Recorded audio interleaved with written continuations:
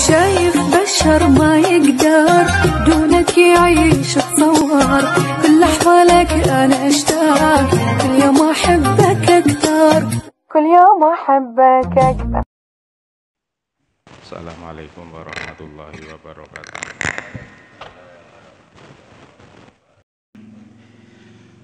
Al-Fatihah. A'udzubillahi minasyaitonirrajim. Bismillahirrahmanirrahim.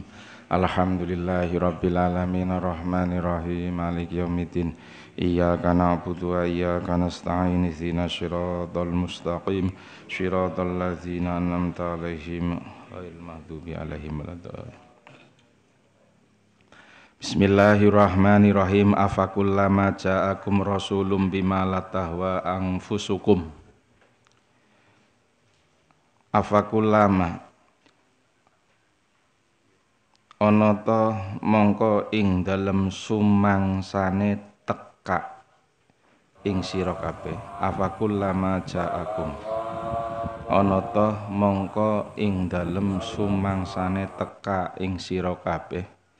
Ana ta mongko ing dalem sumangsane teka ing sira kabeh sapa rasulun utusan, sapa rasulun utusan bima kelawan perkara, bima kelawan perkara latahwa kang ora demen, latahwa kang ora demen tuhibbu tegese ora demen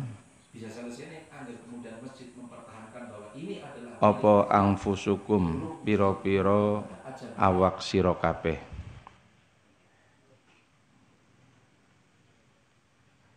Apa anfusukum pira-pira awak sira kabeh bayane minal haqqi saking perkara kang bener. Minal haqqi bayane saking perkara kang bener.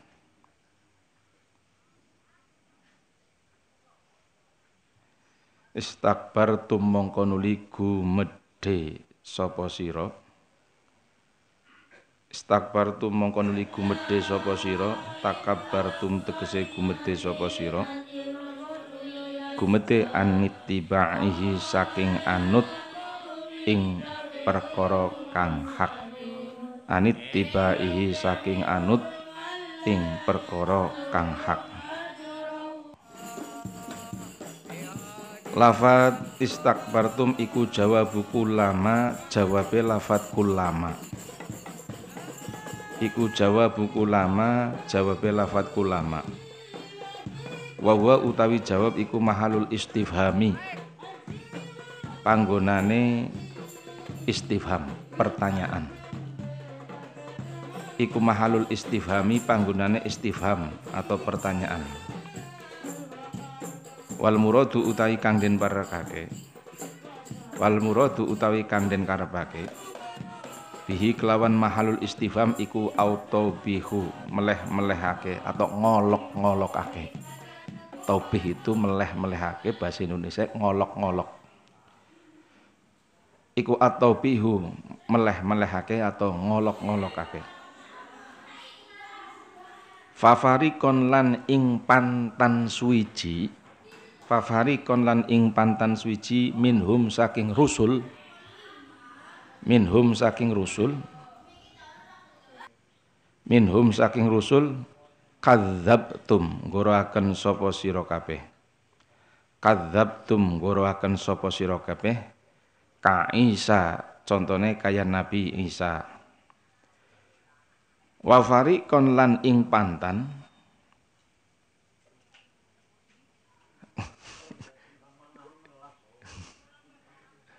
lah sing maknane ora weruh lampu.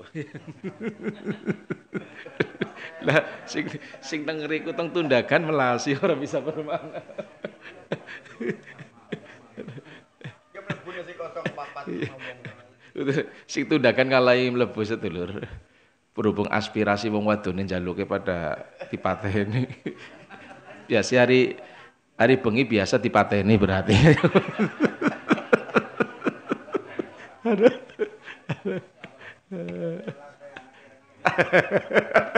Kira-kira.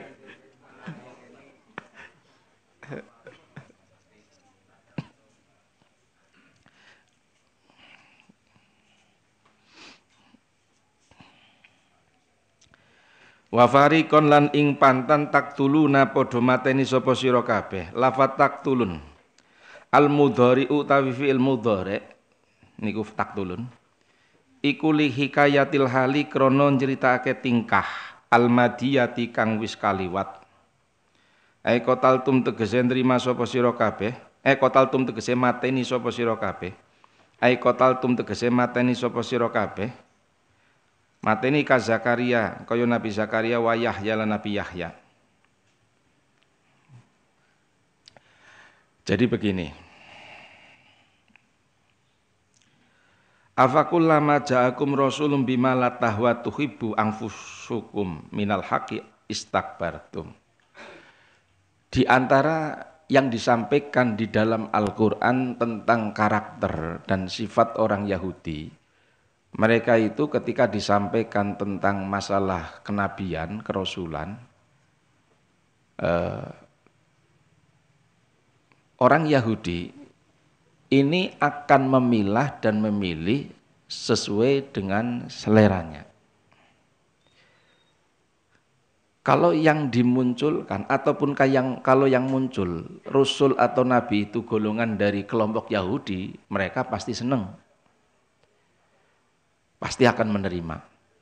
Nah, makanya kan di dalam Al-Quran disampaikan, ya, afakullama ja'akum rasulun bima la tahwa anfusukum istakbartum.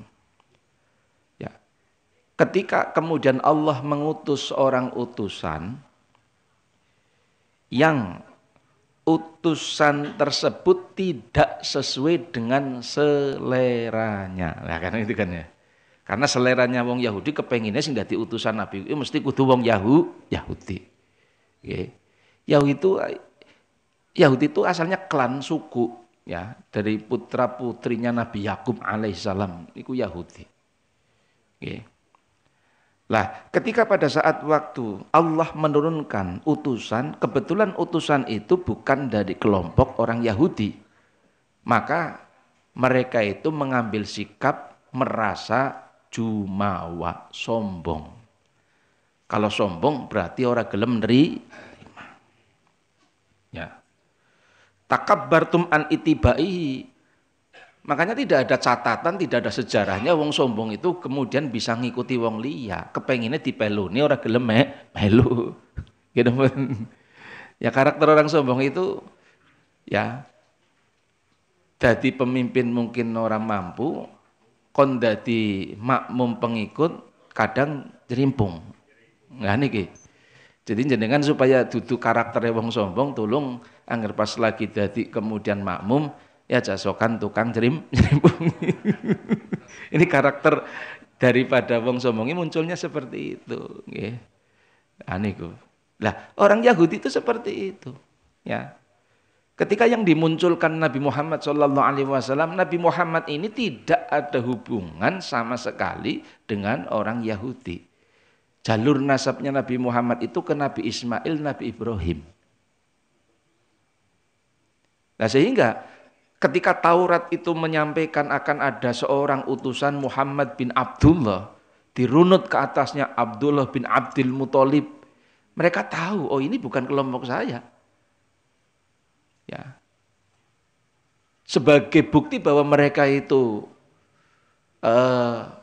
menerima Rasul itu pilih-pilih sesuai dengan seleranya, mereka itu akhirnya memang menolak apa yang menjadi dakwahnya Rasulullah Shallallahu Alaihi Wasallam. Dan sejarah membuktikan ya bahwasanya orang Yahudi itu fafarikon kadzabtum. Ketika ajakan Rasul ini enggak sesuai dengan keinginannya, mereka itu istilahnya mendustakan. Ya. Bahkan kadangkala bukan hanya mendustakan ya. Mendustakan itu ya berarti apa ya istilahnya dianggap kayak misalnya kayak gini. Rasulullah itu kan di dalam kitab Taurat sudah disampaikan akan nabi namanya Muhammad bin Abdullah, ya, yang kemudian itu masih keturunan daripada Nabi Ibrahim. Mereka tidak mau, tidak menerima. Itu namanya mendustakan. Kalau dusta kan kayak kie, ngomong orang bener namanya dusta. Tidak mau menerima kebenaran namanya mendustakan.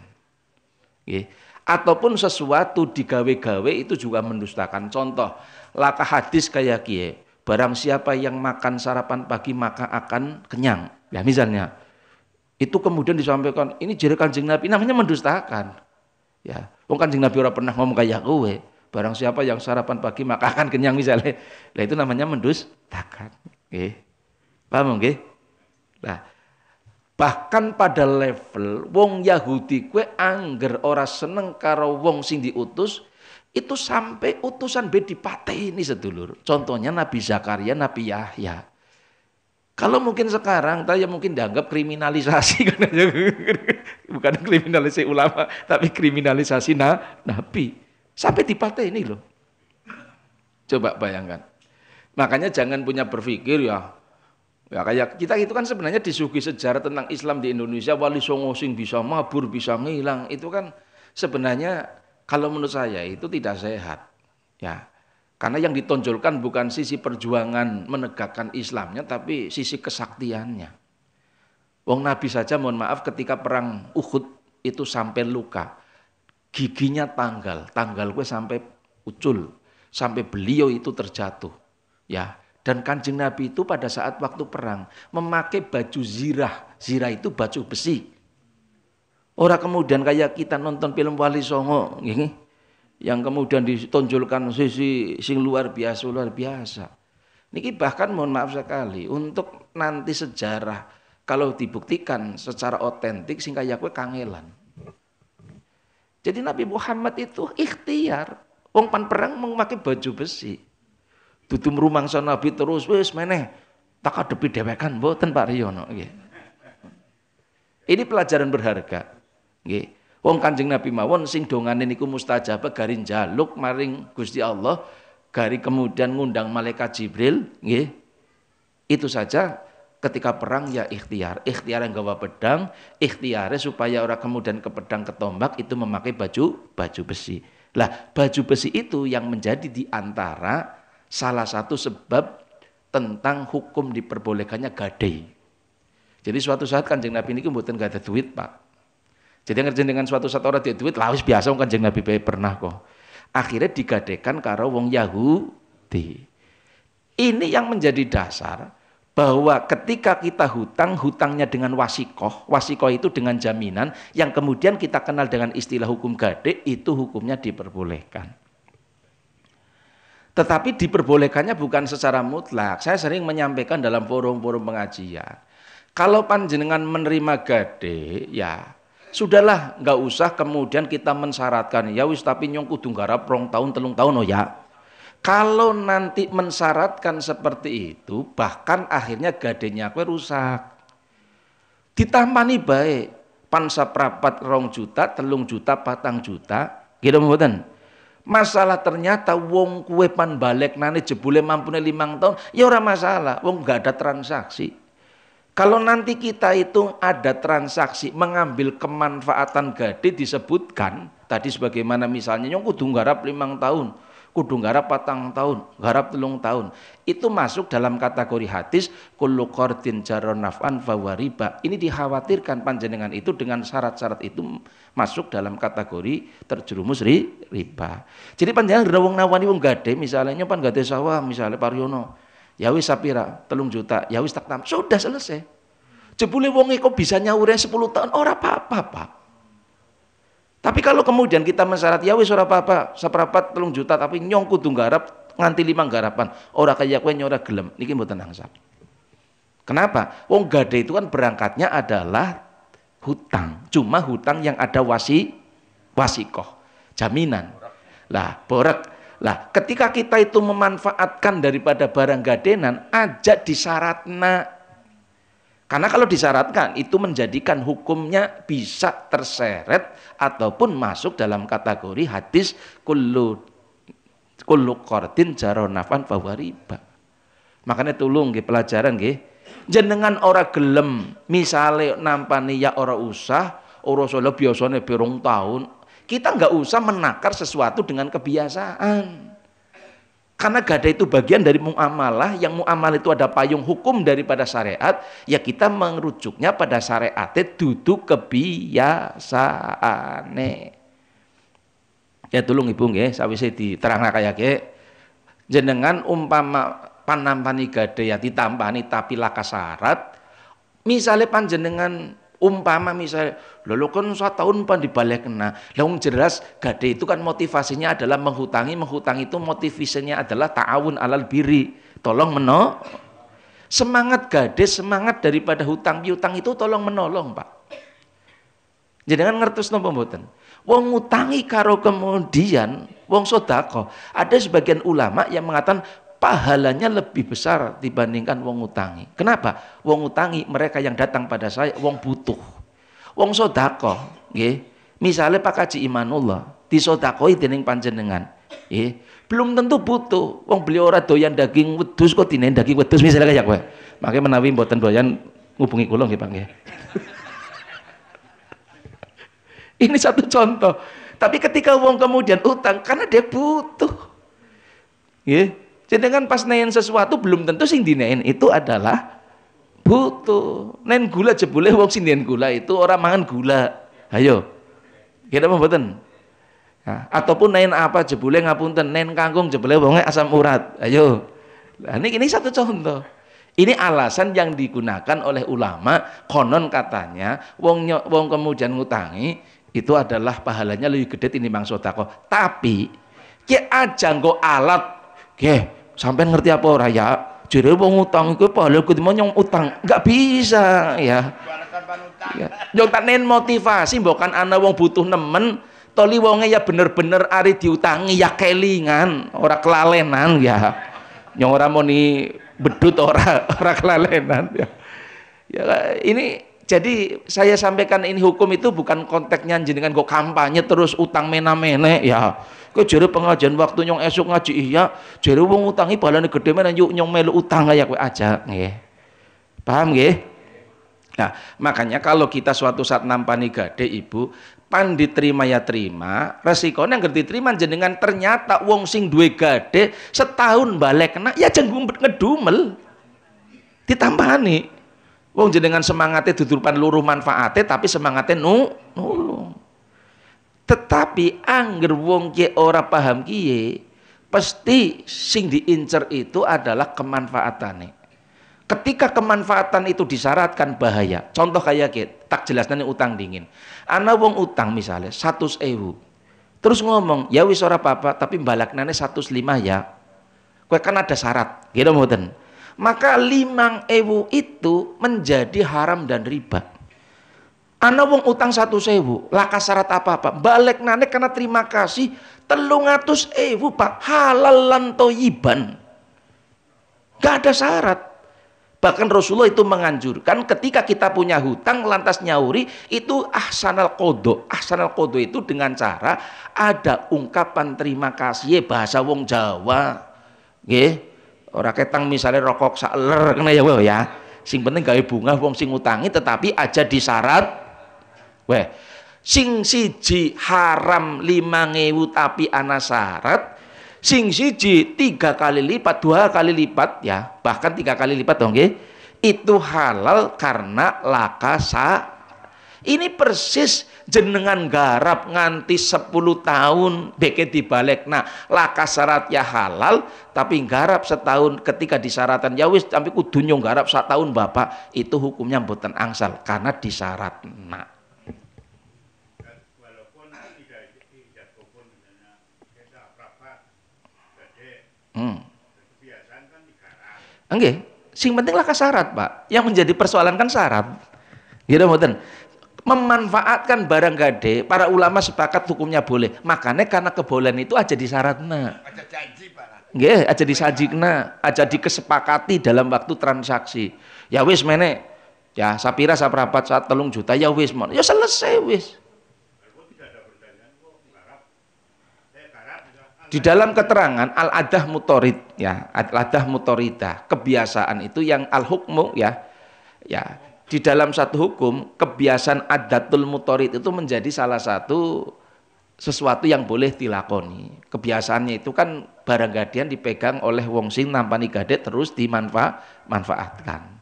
Dan itu sudah menjadi sesuatu yang maklum.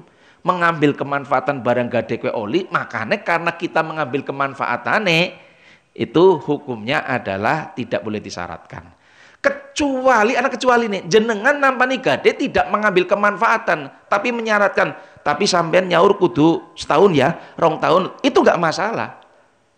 Ketika kita tidak memanfaatkan barang sing digadeken, contoh kayak kiye. Sampean misalnya gade motor kali kulo, ya wis meneh sapira wong Pariono lagi butuh duit dong dipanggih, melas oh ya kayak aku ya. Wajahnya agar wis pertengahan bulan ya kelingan Pak. Ditambani. Lah motore nganggur. Ki Pak, tolong 6 bulan ya Pak. Itu enggak masalah. Karena persoalannya bukan masalah nanti nyaurine kapan, persoalannya kita mengambil manfaatnya. Kalau nanti mensyaratkan kudu 6 bulan kudu disauri, oke enggak apa-apa. Sing ora oli itu mensyaratkan ya garap barang atau memanfaatkan barang sing digadekna. Bisa dibedakan apa mboten contone? Paham ya Ibu ya? Paham lho ngobak berarti ora paham guys sing ibu-ibu. Pripun, Pak? Ya sing gampang borek, apa dikarenakan lho tadi. Ya.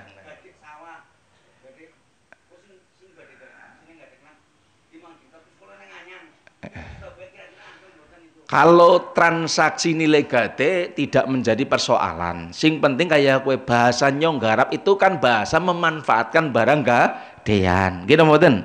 Sing ora oli itu boreke ataupun sawahe itu tidak boleh disyaratkan, tidak boleh ibaratnya itu harus kesepakatannya menggarap beberapa tahun. Niki sing boten angsal. Nggih. Ini yang boten angsal. Tetapi kalau contoh tadi, ana wong gade motor, motore ora tak nganggur. Kita boleh ngomong, ki sampean tolong, 6 bulan kudu ditebus ya. Itu enggak apa-apa karena kita tidak memanfaatkan barang sing digadek. Kayak kowe paham apa Ibu? Kayak aku sing mau gawe seneng wong sing wis oleh menteng-menteng nerang. Nah ora paham. Padahal suka-suka durung sarapan pisan kan ya kowe wong ya. Ya. Jadi terserah jenengan kira-kira waktu namanya gade barangnya dimanfaat naupar lah. Sementara umume wong kali salak angger sawah kan digarap atau dimanfaat. Nah, makanya supaya halal ajak nyarat nak ngomong nak nyong kudu nggarap 2 tahun ya. Niki sing boten angsal. Boten angsale nyarat nang garap atau manfaatna barang sing digadeken dong ya kayak kowe tau nggih. Nah, alhamdulillah.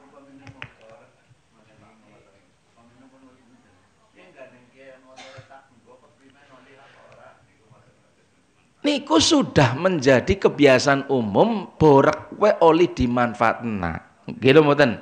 Makanya kan ada dua keterangan.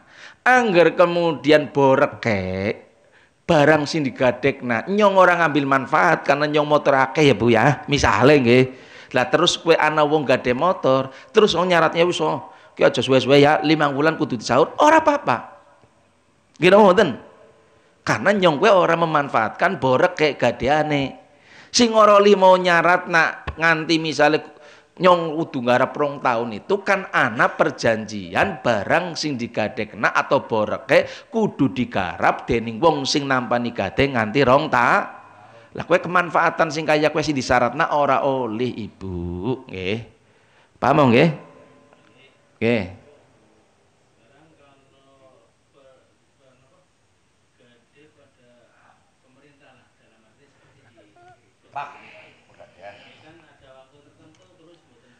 Nggih.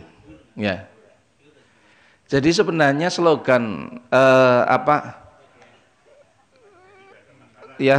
istilahnya gade slogannya apa?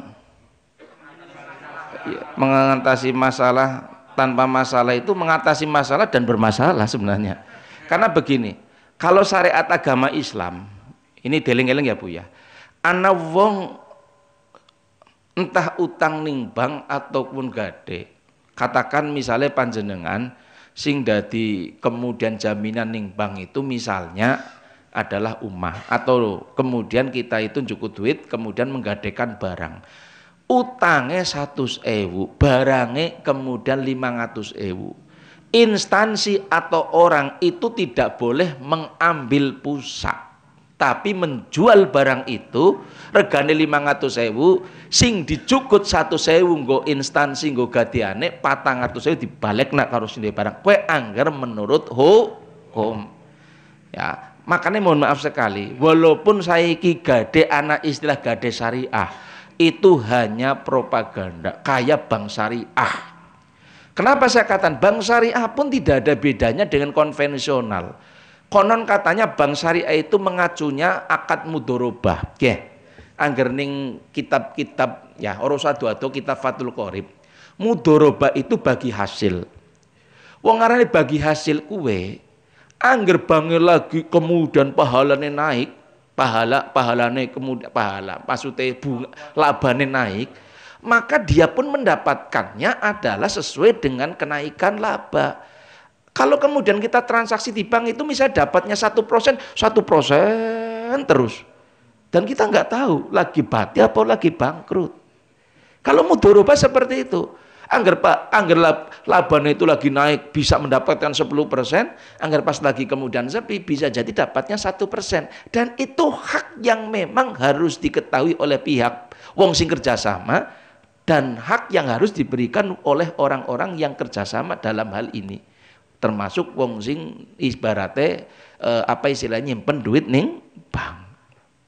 Faktanya nggak seperti itu. Laka bank gue kemudian ya pas waktu lagi rame latan oli wong sing kuwe ya bagi hasilnya itu mensiasati supaya jadiane riba. Gitu mboten? Tidak ada ceritanya. Makanya saya katakan walaupun ada label syariah masih tidak persis sesuai dengan konsep syariah. Ya walaupun kowe ya sana mendinge lah ana syariah kan ya wong daripada sing laka syariah ini oke. Paham mungkin niki? Paham ya Pak ya? Jadi aslinya orang langsung diambil ya kayak umah nggak bisa. Utangnya 100 juta, utangnya umai kok ternyata taksirannya 200 juta, tidol umai. Sing 100 juta mlebu bank 100 juta dibalekna karo wong sing duwe faktanya kan disita. Gitu mboten? Ya, ini faktanya seperti itu. Deposito sing ya deposito nyondongon duit karena saulane lu gede. Pan di sini akan lu ganjaran. Tapi angko widoro nyaur deposito tanggo bunga. Lah ditane kan ngatine kaya kowe, lah kowe ben mau hukume. Niku sing duwe deposito sapa lek nang? Ya wong. Wong lah kaya arep wong akeh ta ora jelas ta yang berarti ora contoh jenengan apa kaya oh enggak angger Pariono ta fitnah kaya kowe kaya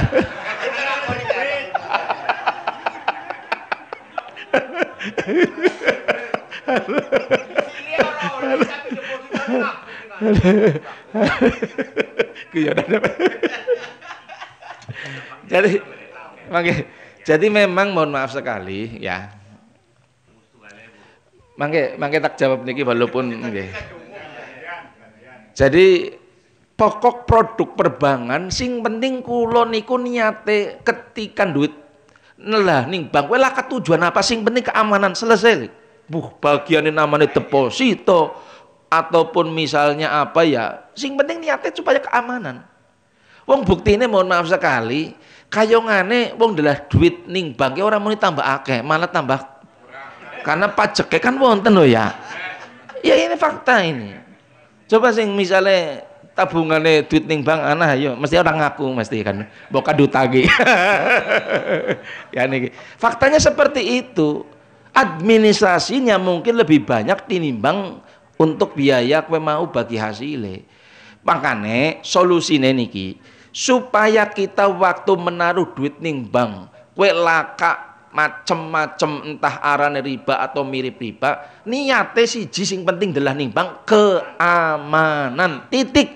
Kowe namanya deposito kemudian istilahnya tabungan berjangka ataupun apa niki hukumnya boleh. Sing penting niate wis ora usah niat misalnya mohon maaf deposito tabungannya gede ora usah. Pokoknya niatin nabung supaya aman. Lah anggar deposito niku ta kayak kayu jati jenengan niku alhamdulillah. Kula pondok niku tas oli jariah sing Pak Haji Imanullah. Kayu jati kira-kira 7 kubik, 1 kubik nilainya 7 juta. Berarti Pak Haji Imanullah alhamdulillah jariah ning pondok niku kayu jatine kowe niku. Sekitar 40 juta. Lah lagi sing pertama sekitar 5 atau 6 kubik senilai 30 juta. Berarti alhamdulillah Pak Haji Imanullah niki sing sebelah kula sing esuk-esuk wis ngomong baik ya kayak kowe ya. Itu sudah jariah teng pondok 70 jutanan. Kula dongakna panjenengan sedaya nggih muga-muga panjenengan tetep paringi sehat walafiat umure dawa nggih mboten. Terus dipun tanpi segala amal soleh. Al-Fatihah.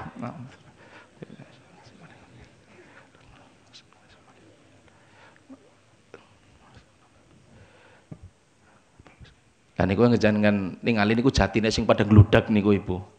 Niku sawit bisa 3 juta Ibu diindarani nggih, wit jati niku. Wingi negor 13 wit.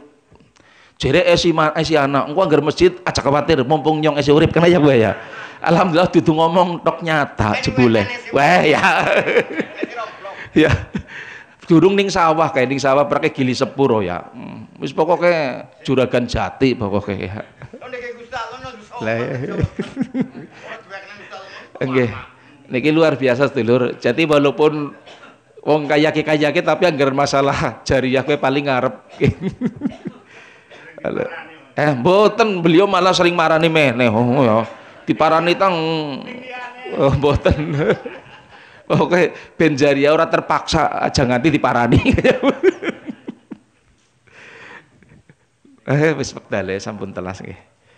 Sekap semanten nggih untuk tafsir nanti kalau mungkin ada unek-unek masalah hal terkait esi gade mangke dilajengaken minggu ngajeng. Nggih. Enak napa Pak Dul?